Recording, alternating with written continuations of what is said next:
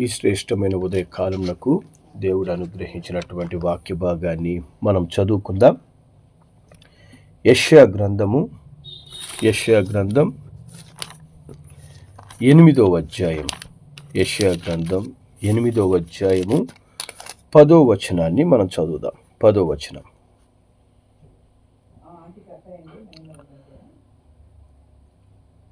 ఆలోచన చదువుమా. ఆలోచన చేసుకొనినను అది వ్యర్థమగును, మాట పలికినను అది నిలువదు. దేవుడు మాతో ఉన్నాడు. హల్లెలూయా. దేవుని నామానికి మహిమ కలుగును గాక. కాబట్టి 10వ వచనం చెప్తుంది, ఆలోచన చేసుకొనినను అది వ్యర్థమగును, మాట పలికినను అది నిలవదు. దేవుడు మాతో ఉన్నాడు. హల్లెలూయా. దేవుని నామానికి మహిమ కలుగును గాక. కాబట్టి మానవుడు ఎప్పుడు కూడా ఏంటంటే ఏదో ఒక భయంతో ఉంటాడు. తర్వాత ఏమవుతుంది, రేపేమవుతుంది, ఎవరేం చేస్తారో, ఎవరు నా గురించి మరి విరోధంగా ఆలోచిస్తున్నారు, నాకు విరోధంగా ఏదో చేయాలని ప్రయత్నిస్తున్నారు, వాళ్ళు నాకంటే బలవంతులు, నా వల్ల వారిని జయించలేను, లేదా నాకు విరోధంగా పనిచేస్తున్నటువంటి ఈ దుష్టుణ్ణి నేను జయించలేకపోతున్నా, నా పరిస్థితులు నాకు జయాన్ని ఇచ్చే విధంగా కనపడడం లేదు. ఈ విధంగా మానవుడు ఏం చేస్తుంటాడంటే పలు విషయాల గురించి ఆలోచిస్తూ ఉంటాడు, పలు విషయాల గురించి భయపడుతూ ఉంటాడు ఎప్పుడు చూసినా కూడా. ఇక్కడ దేవుడు మనతో ఒక అద్భుతమైన వాగ్దానాన్ని ఇస్తున్నాడు. ఆలోచన చేసుకొనినా అది వ్యర్థమవుతుంది, మాట పలికినా అది నిలవదు. ఎందుకంటే దేవుడు మాతో ఉన్నాడు. హల్లెలూయా. దేవుని నామానికి మహిమ కలుగును గాక. కాబట్టి ఎవరు ఎన్నైనా ఆలోచించుకోనియండి మీకు విరోధముగా, ఎవరు ఎన్ని మాటలన్నా పలకనియండి, ఎందుకంటే వాళ్ళు ఎన్ని మాట్లాడినా ఎన్ని ఆలోచించినా అవి దేవుని బిడ్డల జీవితాల్లో నెరవేరవు. హల్లెలూయా. ఎందుకంటే మనకు ఒక పెద్ద బండలా కావలిగా ఉండే దేవుడు ఒకడున్నాడు. హల్లెలూయా. ఆయనే ప్రభు అయిన యేసుక్రీస్తు.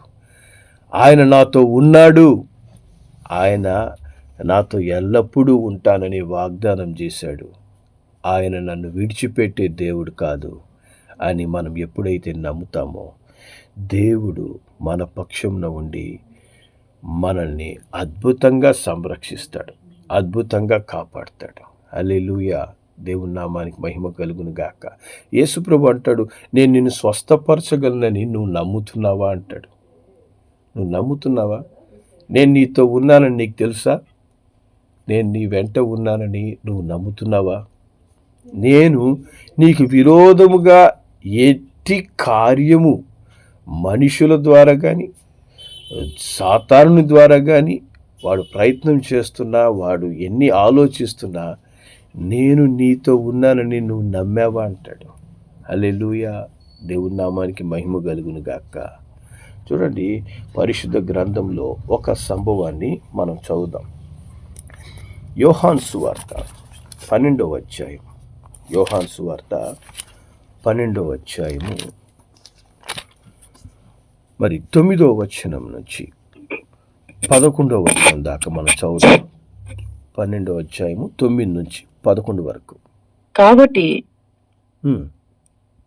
కాబట్టి యూదులలో సామాన్య జనులు ఆయన అక్కడ ఉన్నాడని తెలుసుకొని యేసును చూచుటకు మాత్రమే కాక మృతులలో నుండి ఆయన లేపిన లాజరును కూడా చూడవచ్చిరి.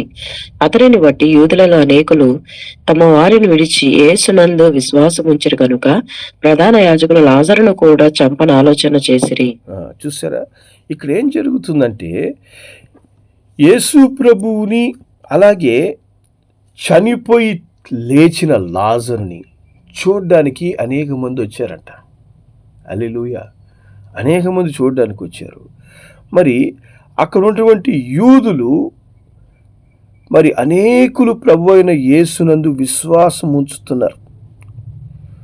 ఎందుకని? చనిపోయిన లాజరు మన ముందు సజీవుడిగా ఉన్నాడు. బ్రతికి మన మధ్యలో జీవిస్తూ ఉన్నాడు అని ఆశ్చర్యమవుతుంది అందరికీ. దాన్ని చూసి ప్రధాన యాజకులు ఏమనుకుంటున్నారంట, లాజరును చంపాలి. ఎవరు చంపాలి? యేసయ్యను కాదు, యేసయ్యతో పాటి లాజరును కూడా చంపేసేయాలి. చాలా ఆశ్చర్యకరమైన ఆలోచన కదా ఇది. లాజరును చంపాలని ఆలోచించారంట. లాజరును మనం ఎట్టైనా చంపేశారు, ఎందుకంటే లాజరు మరణం జయించి లేచాడు.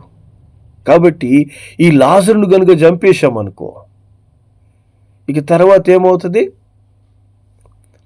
అనేకులు అరే చూడ ఇతను చచ్చిపోయాడు, ఇంకేంది, ఇంక బతికే అవకాశం ఏడుంది, లాజరు చనిపోయి లేచాడు అని చెప్పేసి అందరూ చెప్తున్నారు, చూడు ఇక్కడ చచ్చిపోయాడు అని అంటారు. కాబట్టి లాజరును చంపేసేయాలి.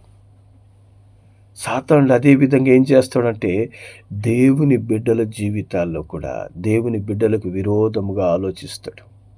మనం కూడా ఎవరమై ఉన్నామంట చూడండి. దేవుని వాక్యంలో ఒక మాట రాయబడింది. ఎఫెసీయులకు రాసిన పత్రికలోకి వెళ్దాం. ఎఫెసీయులకు రాసిన పత్రిక 2వ అధ్యాయం.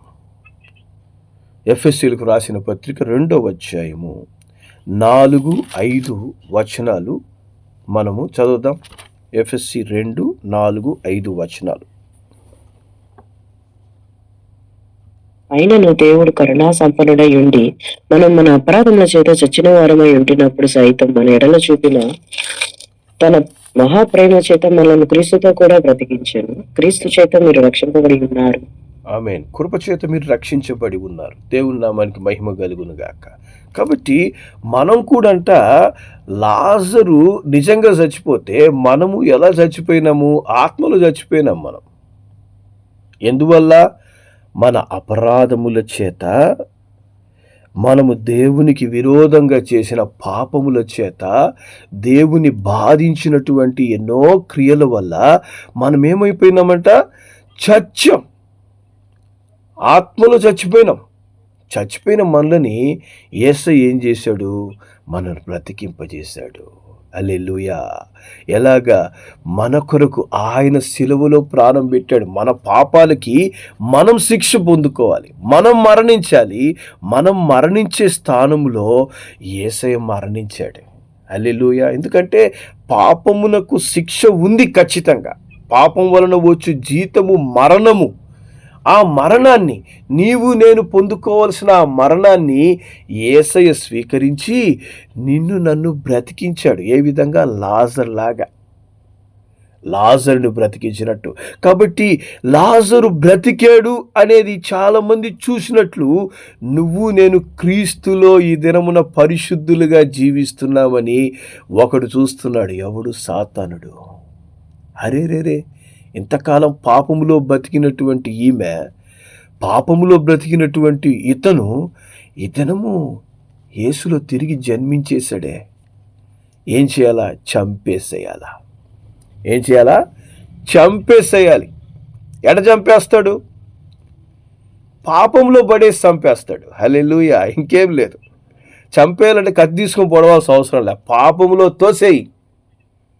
తిరిగి ఏ పాపములో నుంచి బయటకు వచ్చాడో అదే పాపములో పడేశామంటే చచ్చిపోతాడు, చచ్చిపోతుంది. లాజరుని చంపాలని ఆలోచించారంట. అలాగే సాతానుడు ఇప్పుడు ఏం చేస్తున్నాడు?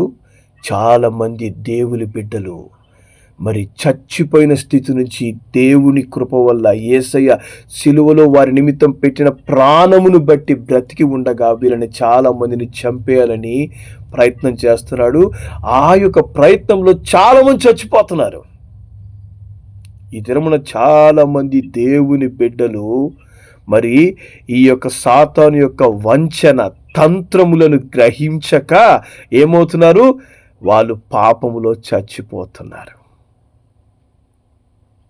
లోకములో ఇరుక్కోపోయి, లోకాశల్లో ఇరుక్కోపోయి, శరీరాశల్లో ఇరుక్కోపోయి, సాతాను వేసే తంత్రములు ఇరుక్కోపోయి చచ్చిపోతున్నారు.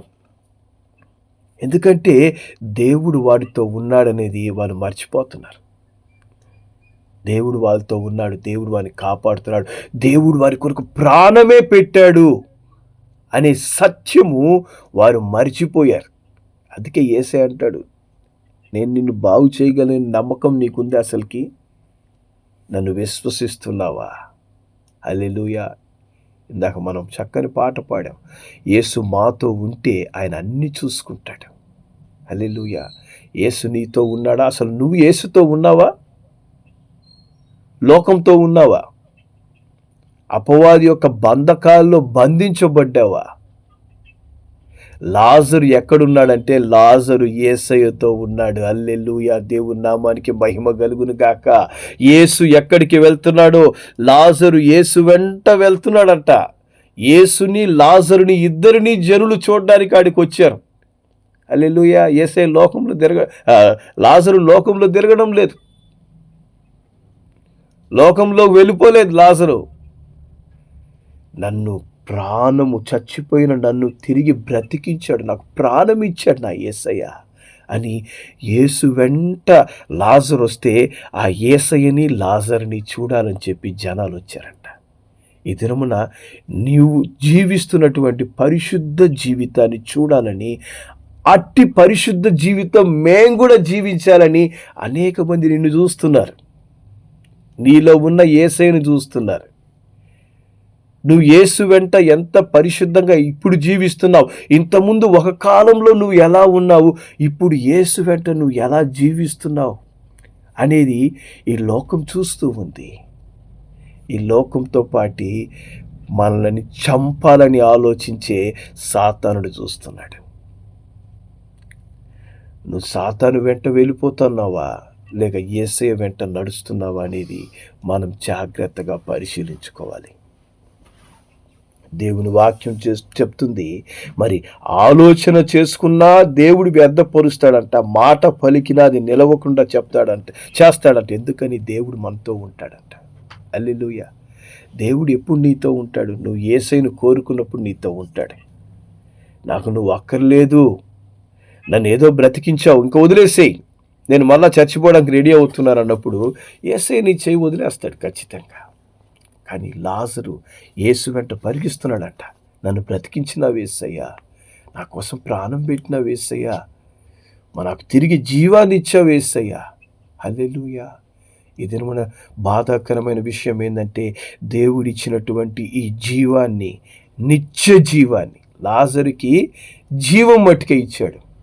నీకు నాకు పాపం నుంచి మరి బ్రతికించి నిత్య జీవం ఇచ్చాడు, అంటే శాశ్వత కాలము జీవించే జీవితాన్ని ఇచ్చాడు.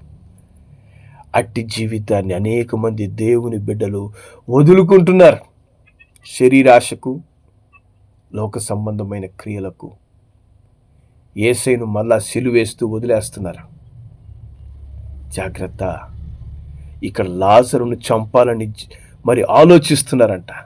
లాజరు బ్రతికుండకూడదు, ఎందుకంటే లాజరును చూసి అనేక మంది యేసయ్య దగ్గరకు వచ్చేస్తున్నారు. కాబట్టి యేసయ్య దగ్గరికి రాకూడదంటే ఏం చేయాలి? లాజరును చంపేయాలి. హల్లెలూయా. సాతాను యొక్క తంత్రం ఏంటంటే, నిన్ను చూసి అనేక మంది దేవుని యొద్దకు వస్తారని నిన్ను చంపేస్తాడు. వాడు దేంట్లో చంపేస్తాడు? శరీరంలో చంపడు, ఆత్మలో చంపేస్తాడు. ఆత్మలో చచ్చిపోతావు, దేవుని యందు విశ్వాసంలో పడిపోతావు, ప్రార్థన జీవితం పోతుంది, దేవుని వాక్యం మీద విశ్వాసం ఉండదు, దేవుని యందు ఆసక్తి ఉండదు, దేవుణ్ణి ఆరాధించే సమయం తగ్గిపోద్ది, దేవునితో గడిపే సమయం తగ్గిపోద్ది, లోకంతో గడిపే సమయం పెరిగిపోతుంది. అక్కడే నువ్వు చచ్చిపోతున్నావని నువ్వు తెలుసుకోవాలి. అక్కడే సాతానుడు ఒక తంత్రముతో నిన్ను పట్టుకొని నిన్ను చంపివేస్తున్నాడనేది ఎరగాలి నువ్వు. హల్లెలూయా. ఈ దినం లోకంతో ఎక్కువ గడుపుతున్నావా, దేవునితో ఎక్కువ గడుపుతున్నావా? నువ్వు లోకంతో ఎక్కువ గడుపుతున్నావంటే నువ్వు చచ్చిపోతున్నావు. నిన్ను బ్రతికించి, నీ కొరకు ప్రాణం పెట్టి నిన్ను బ్రతికించిన యేసయ్యకు అవమానాన్ని కలగజేస్తున్నావు, ఆయన్ని దుఃఖింపచేస్తున్నావు, ఆయన్ని మరలా సిలువేస్తున్నావు. ఎరిగి మళ్ళా పాపం చేసేవాళ్ళు యేసయ్యను మళ్ళా సిలువేస్తారంట. చూడండి, ఆ మాట చదవండి. హెబ్రీయులకు రాసిన పత్రిక స్తోత్రం, హల్లెలూయా.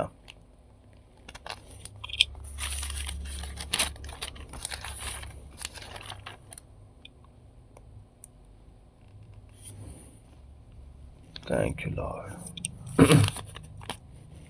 ఎస్, 6వ అధ్యాయం, హెబ్రీయులకు రాసిన పత్రిక 6వ అధ్యాయము 5-6 వచనాలు చదవదాం.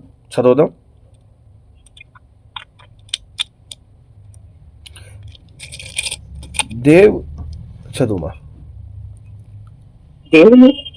దేవుని దివ్యవాక్యములు రాబోవు యుగ సంబంధమైన శక్తుల ప్రభావం అనుభవించిన తరువాత తప్పిపోయిన వారు తమ విషయంలో దేవుని కుమారుని మరలా సిలువ వేయు బాహాటంగా ఆయనను అవమానపరచుచున్నారు కనుక మారు మనసు పొందినట్లు అటు వారిని మరలా నూతనపరచుట అసాధ్యము. ఆమేన్. చూసారా, రక్షణ అనుభవం పొందుకొని యేసు ప్రభు చచ్చిన స్థితిలో ఉన్న మనలను బ్రతికించిన తరువాత మరలా పాపం, మరలా లోకం, సాతాను వేసే తంత్రముల్లో ఇరుక్కుపోయే వాళ్ళు ఏం చేస్తున్నారంట? యేసు ప్రభుకి మళ్ళా నీ చేతులతో చీలలు కొడుతున్నావు, చేతులకి కాళ్ళకి పక్కలో బల్లెం గుచ్చుతున్నావు, తలల మీద ముళ్ళ కిరీటం. నువ్వు తలతో ఆలోచిస్తుంటే ఏసై తలకు ముళ్ళ కిరీటం, చేతులతో పాపం చేస్తున్నావు అంటే ఏసై చేతులకు చీలలు కొడుతున్నావు, కాళ్ళు నీ పాపం యుద్ధకు పరిగిస్తున్నంటే ఏసై కాళ్ళకి నువ్వు చీలలు కొడుతున్నావు. నువ్వు నీ హృదయం పాపం గురించి ఆలోచిస్తుందంటే ఏసై గుండెలోకి బల్లెం గుచ్చుతున్నావు. జాగ్రత్త, గుండెలోకి బల్లాన్ని కూర్చుతున్నావు. హృదయం పాపం గురించి ఆలోచిస్తూ ఉందంటే జాగ్రత్త, యేసయ్యను మరలా సిలువేస్తున్నావు. అటువంటి వారు మారు మనసు పొందడం ఇక అసాధ్యం అంటుంది దేవుని వాక్యం. అంటే ఏంది? కంప్లీట్గా నిత్య జీవాన్ని కోల్పోయి నరకానికి వెళ్ళిపోతారు. సాతాను యొక్క ఆలోచన ఏంటంటే దేవుని బిడ్డలను ఏ విధంగా దేవుని యొద్ద నుంచి తీసుకువెళ్ళి నరకానికి తీసుకెళ్ళిపోవాలి. మరి ఇక్కడ ఏమైందంట? లాజరును కూడా చంపాలని ఆలోచించారట. మరి లాజరును చంపాలనుకున్నప్పుడు ఏం జరిగింది చూసారా? చదవండి. యోహాను సువార్త 12వ అధ్యాయంలోకి వెళ్దాం. యోహాను సువార్త 12వ అధ్యాయం, యోహాను సువార్త 12వ అధ్యాయము 17, 18, 19 వచనాలు మనం చదువుదాం. 17 నుంచి. ఆయన లాజరును సమాధిలో నుండి పిలిచి మృతులలో నుండి అతని లేపినప్పుడు ఆయనతో కూడా ఉండిన జనులు సాక్ష్యం ఇచ్చిరి. అందుచేత ఆయన సూచక క్రియ చేశానని జనులు విని ఆయనను ఎదుర్కొనబోయిరి. కావున పరిసయ్యులు ఒకరితో ఒకరు, మనం ప్రయత్నం ఎట్లు నిష్ప్రయోజనమైపోయినదో చూడుడి, ఇదిగో లోకము ఆయన వెంట పోయి ఉన్నదని చెప్పుకొనిరి. హల్లెలూయా. లాజరుని చంపాలని వచ్చినటువంటి ఈ జనుల ముందంట లాజరు సాక్షిగా నిలబెట్టాడు దేవుడు. హల్లెలూయా. లాజరుని ఒక సాక్షిగా నిలబెట్టాడంట. ఎవరు లాజరు గురించి సాక్ష్యం చెప్పారంటే అక్కడున్న జనులందరూ లాజరు గురించి సాక్ష్యం చెప్తున్నాడు. మరణం నుంచి లేచింది ఇతనే అయ్యా, మరణం నుంచి లేచింది ఈ లాజరే అయ్యా, చూడండి అయ్యా, యేసయ్య ఇతను మరణం నుంచి లేపాడు. నీ గురించి నా గురించి లోకం ఈ విధంగా సాక్ష్యం చెప్పాలా? ఒక దినం పాపములో ఉన్నటువంటి ఈమె యేసయ్య బ్రతికించాడయ్యా. ఒక కాలంలో ఘోరమైన పాపైనటువంటి ఈయనను యేసయ్య బ్రతికించాడయ్యా. ఇదిగో బ్రతికింది ఇతనేనయ్యా, బ్రతికి ఉన్నది ఈమెనయ్యా యేసులో. హల్లెలూయా. సాక్ష్యం చెప్పారంట లాజరు గురించి. లాజరు ఎవరు అనుకుంటున్నారు? చచ్చిపోయిన లాజరయ్య అతడు. చచ్చిపోయినోడు బతికాడు. ఎవరు బతికించాడు? యేసయ్య బతికించాడు ఈ లాజరుని. దేవుని నామానికి మహిమ కలుగును గాక. నిన్ను నన్ను యేసయ్య బ్రతికించాడు. గుర్తుందా నీకు? జ్ఞాపకం ఉందా? మర్చిపోయావా? హల్లెలూయా. రక్షణనే మర్చిపోయే విధంగా సాతానుడు చేస్తున్నాడు అనేక మంది జీవితాల్లో. దేవుడిచ్చిన అద్భుతమైన రక్షణ, ఆయన ఇచ్చినటువంటి పునర్జీవాన్ని, కొత్త జీవితాన్ని మర్చిపోచేస్తున్నాడు. జాగ్రత్త. లోకాశల్లో పడిపోయినామంటే మనము మృతులమైపోతాం. తిరిగి మనం చచ్చిన వారం అయిపోతాం. మనం ఇక్కడ లాజరు ఏమైందంట, ఆయన గురించి సాక్ష్యం ఇచ్చినప్పుడు చంపాలనుకొని వచ్చిన వాళ్ళు ఏమంటున్నారంటే, అయ్యో మన ప్రయత్నాలు ఎట్లా నిష్ప్రయోజనం అయిపోయినాయో చూడండి, లోకమే ఆయన వెంట పోతుంది. హల్లెలూయా, దేవుని నామానికి మహిమ కలుగును గాక. మనము చంపాలనుకుంటున్నాం కానీ చంపలేకపోతున్నాం. ఎందుకు? లాజరు యేసయ్య వెంట ఉన్నాడు. లాజరు గురించి అందరూ సాక్ష్యం చెప్తున్నారు. అయ్యో మనం ఏమి చేయలేకపోతున్నాం, మన ప్రయత్నాలన్నీ వ్యర్థమైపోయినాయి. హల్లెలూయా, యేసయ్య వెంట ఉంటే ప్రతి ప్రయత్నం వ్యర్థమైపోద్ది. సాతాను వేసే ప్రతి తంత్రాలు వ్యర్థమైపోతాయి. లోకము మన వెంట వస్తుందంట. హల్లెలూయా, లోకము మన వెంట వస్తుంది. లోకం వెంట నువ్వు పోకూడదు. లోకము నిన్ను చూసి దేవుడి వద్దకు రావాలా.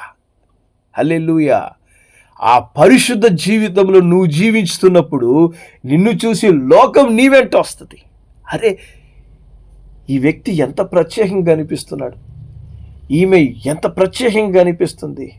ఓ, క్రీస్తులో తిరిగి జన్మిస్తే జీవితం ఇంత పరిశుద్ధంగా ఉంటుందా, ఇంత మంచివారిగా వాళ్ళు జీవిస్తారా అని నిన్ను నన్ను చూసి సాక్ష్యం చెప్పి లోకం నీ వద్దకు రావాలి. హల్లెలూయా, లోకంలో మనం కలిసిపోవడానికి యేసయ్య నిన్ను నన్ను రక్షించలేదు. జాగ్రత్త, లోకం నీ వెంట రావాలి. ఎప్పుడు? నువ్వు యేసయ్యలో జీవిస్తూ ఉన్నప్పుడు లోకం నీ వెంట వస్తుంది. నువ్వు లోకంలోకి వెళ్ళిపోయినప్పుడు కాదు. హల్లెలూయా, అందుకే ప్రకటన గ్రంథంలో ఒక మాట రాయబడింది, చదవండి. ప్రకటన గ్రంథం 12వ అధ్యాయం. ప్రకటన గ్రంథము 12వ అధ్యాయము 10-11 వచనాలు మనం చదువుదాం. ప్రకటన 12, 10, 11 వచనాలు. మరియు ఒక గొప్ప స్వరము పరలోకమందు ఇలా చదువు. మరియు ఒక గొప్ప స్వరం పరలోకమందు ఇలాగ చెప్పుట వింటిని, రాత్రి మగలు మన దేవుని ఎదుట మన సహోదరుల మీద నేరం మోపువాడైన అపవాది పడద్రోయబడి ఉన్నాడు గనుక ఇప్పుడు రక్షణయు శక్తియు రాజ్యమును మన దేవుని వాయను, ఇప్పుడు అధికారము ఆయన క్రీస్తు దాయను. 11 కూడా. వారు గొర్రెపిల్ల రక్తమును బట్టి తాను ఇచ్చిన సాక్ష్యమును బట్టి వాళ్ళను జయించి ఉన్నారు, కానీ మరణం వరకు తన ప్రాణములను ప్రేమించిన వారు కారు. ఆమేన్. దేవుని నామానికి మహిమ కలుగును గాక. ఇంతకాలం అంట సహోదరుల మీద నేరం మోపుతున్నాడు. ఏమని? నువ్వు ఆ పాపం చేశావు, నువ్వు ఈ లోకంలో ఇట్లా బ్రతికావు, నువ్వు నీ గత జీవితం ఎటువంటిది, నువ్వు బ్రతుకు ప్రాచీనమైన బ్రతుకు దరిద్రమైనది, నువ్వు అట్ట జీవించావు, ఇట్ట జీవించావు. నేరం మోపే సాతానుడు ఏమయ్యాడంట? పడదోయబడ్డాడు. హల్లెలూయా, యేసులో ఎప్పుడైతే నువ్వు తిరిగి జన్మించావో వాడి అధికారము నీ మీద నుంచి కోల్పోయాడు. వాడు నీ మీద వాడికి ఉన్న అధికారము క్యాన్సిల్ అయిపోయింది. నువ్వు క్రీస్తులో తిరిగి జన్మించగానే వాడు పడదోయబడ్డాడు. వాడికి ఇక శక్తి లేదు. రక్షణ, శక్తి, రాజ్యము దేవునివైనాయంట. అధికారం యేసయ్య చేతిలోకి వచ్చేసింది. హల్లెలూయా, ఇక అపవాదికి నీ మీద అధికారం లేదు. కాబట్టి ఎవరైతే అట్టి క్రీస్తులో తిరిగి జన్మించారో వాళ్ళు గొర్రెపిల్ల రక్తమును బట్టి, అంటే గొర్రెపిల్ల ద్వారా పొందుకున్న రక్షణను బట్టి, అలాగే తామిచ్చిన సాక్ష్యాన్ని బట్టి ఒక సాక్షికరమైన జీవితం జీవించడం, పరిశుద్ధమైన జీవితం జీవించడం, దేవుని బిడ్డలుగా జీవించడం, అట్టి సాక్ష్యాన్ని బట్టి వాళ్ళు ఏం చేశారంట? అపవాదిని జయిస్తారు. హల్లెలూయా, దేవుని నామానికి మహిమ కలుగును గాక. ఈ దినమున నువ్వు జీవిస్తున్న జీవితము అపవాదిని జయింపజేస్తున్నావా? అపవాదిని నువ్వు జయిస్తున్నావా? అపవాదికి జయాన్ని చేతిలో పెడుతున్నావా? జాగ్రత్త. మనకు జయమిచ్చింది సామాన్యంగా యేసయ్య ఇవ్వలేదు. కల్వారి శిలువ మీద యేసయ్య అపవాదిని ఓడించి ఒక గొప్ప వేడుక చేశాడంట. ఇదిగో నా బిడ్డ అయినటువంటి డేవిడ్ని నేను నశించిపోయే స్థితిలో నుంచి నిత్య జీవంలోనికి తీసుకొచ్చాను అని నన్ను లేవనెత్తుట ద్వారా ఆయన వేడుక చేశాడు. అలాగే నిన్ను ఈ వాక్యం వింటున్న ప్రతి ఒక్కరిని కూడా ఇదిగో ఈమెను నేను లేవనెత్తాను, ఈయన లేవనెత్తుతున్నాను. ఇక పాపమునకు స్థానం లేదు. పరిశుద్ధపరిచానని దేవుడు నీకు కొత్త జీవితాన్ని ఇస్తే, లాజరుని మరణం నుంచి లేపినట్టు మన పాప మరణము నుంచి, పాపపు శిక్ష ఆయన భరించి లేవనెత్తితే నువ్వెక్కడున్నావు? పాపంలో ఉన్నావా? తిరిగి పాపంలో పడుతున్నావా? ఆ దినమున ఆదామును అడుగుతున్నాడు, ఆదాము నువ్వు ఎక్కడున్నావు? నేను నీకు పరిశుద్ధ జీవితాన్ని ఇస్తే నువ్వు ఎక్కడ తిరుగుతున్నావు? జాగ్రత్త. అపవాది దేవుని బిడ్డలను చంపేస్తున్నాడు. అపవాది దేవుని బిడ్డల మీదే దృష్టి పెట్టున్నాడు. ఎవడైతే క్రీస్తునందు తిరిగి జన్మిస్తున్నాడో వాడినే చంపేయాలనేది అపవాది యొక్క ఆలోచన. లాజరుని చంపాలని ప్లాన్ చేశారంట. లాజరుని చంపేస్తాం.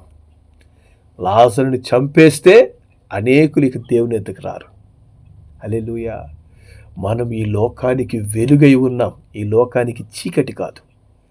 ఈ లోకం చీకటి. ఈ చీకటిలో మన వెలుగు చూసి అనేకులు అరే అదేదో ఒక లైట్ కనిపిస్తుందని ఈ చీకటిలో దారి తెలియని వాళ్ళు మన దగ్గరికి పరిగెత్తి యేసయ్య యొద్దకు రావాలా. ఆ విధంగా మనం వెలుగివ్వాలి. మనము చీకటైపోతే మనకు దారి తెలియదు, వాళ్ళకి దారి తెలియదు. అందరు కలిసి నరకమనే గుంటలో పడతారు. ఎలా జీవిస్తున్నాం మనం? ఈ లోకానికి వెలుగుగా ఉండాల్సిన మనం ఎలా ఉంటున్నాం? చీకటిగా ఉంటున్నామా? చీకటి క్రియలు చేస్తున్నామా? చీకటి క్రియల్ని ఆశిస్తున్నామా? దేవుని వాక్యం చెప్తుంది, వాళ్ళు చీకటిని ప్రేమించి యేసయ్య యొద్దకు రాలేదంట. అనేక మంది చీకటిని ప్రేమిస్తున్నారా? చీకటి ప్రేమిస్తున్నారా? జాగ్రత్త. లాజరుని చంపాలని ప్లాన్ చేసినట్లు దేవుని బిడ్డలను చంపాలని అపవాది ప్లాన్ చేస్తున్నాడు. వాడి చేతిలో చచ్చిపోతావు, యేసయ్య చేతిలో ఎల్లప్పుడూ జీవిస్తావు. అది నీ చేతిలో ఉంది. యేసయ్య నిన్ను జీవింపజేశాడు. లాజరుని బ్రతికింపజేసినట్లు పాపములో చచ్చిపోయిన మనను బ్రతికింపజేశాడు. యేసయ్యతో నువ్వు జీవించాలని కోరుకున్నట్లయితే ఈరోజే చీకటిని మన జీవితం నుంచి తీసేయాలి. సగం చీకటిలో ఉంటా, సగం వెలుగులో ఉంటా. చీకటితో వెళ్తూ వెలుగు వైపు చూస్తా. చీకటి కమ్ముకుంటుంది. తర్వాత చిమ్మ చీకటి అయిపోతే ఇంక దారి కనపడదు. చీకటిని తీసివేయాలి. దేవునికి విరోధమైనది తొలగించినప్పుడే దేవుడు నీతో ఉంటాడు. దాన్ని లోకంతో ఉన్న సంబంధాలు మనం కట్ చేసుకోకపోతే దేవుడు మనతో ఉండడు. దేవుడు మనతో ఉన్నప్పుడే లోకం ఏ ఆలోచన చేసుకున్నా అది వ్యర్థపరుస్తాడంట. వాళ్ళు ఏ మాట పలికినా అది నిలవకుండా దేవుడు మనల్ని కాపాడుతాడంట. నేను సగం లోకంలో కాలు పెడతాను, సగం దేవునిలో కాలు పెడతానంటే అది కుదరని పని. సాతానుడు చంపివేస్తాడు. అనేక మంది దేవుని బిడ్డలు పడిపోవడానికి కారణం ఏంటంటే నేను లోకాన్ని జయించగలని లోకంలో దూకుతుంటారు. లోకాన్ని జయించడము అతి పరిశుద్ధుల వల్ల కూడా కాలేదు. దావీదు పాపం చేశాడు, సంసోను పాపంలో పడిపోయాడు.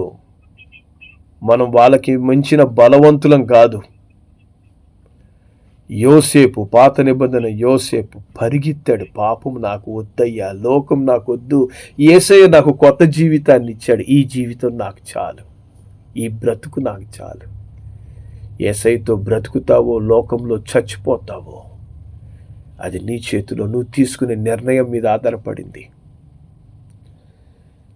ఒక మంచి నిర్ణయం తీసుకోండి. యేసుతో నేను జీవించాలి. సాతానుడు చంపాలని ఆలోచిస్తున్న నన్ను బ్రతికించగలిగిన వాడు నా యేసయ్య. ఆయనలో నిత్య జీవం ఉంది. ఆయన వెంట నేను నడవాలి. ప్రార్థన చేద్దాం. పరిశుద్ధుడైన మా తండ్రి, నీకు వందనాలు, స్తోత్రాలయ్యా. మీరు మాతో ఉన్నప్పుడు లోకం ఎన్ని ఆలోచించినా, లోకం ఎన్ని మాటలు పలికినా వాటిని మీరు వ్యర్థపరచడానికి శక్తిమంతుడైన దేవుడు.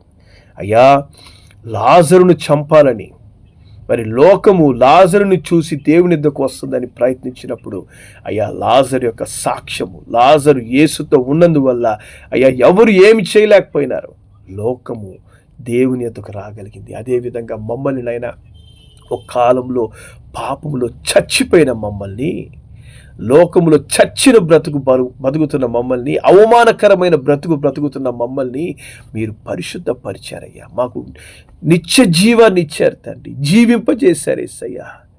ఈ జీవాన్ని మరచి తిరిగి మేము నైనా లోకంలో వెళ్ళేందుకు అపవాది నైనా వేస్తున్న తంత్రముల నుంచి నైనా మీరు మమ్మల్ని తప్పించి నీ కృపలో మమ్మల్ని బ్రతికింపజేసినందుకు మీకు స్తోత్రాలు, వందనాలు చెల్లిస్తున్నాం.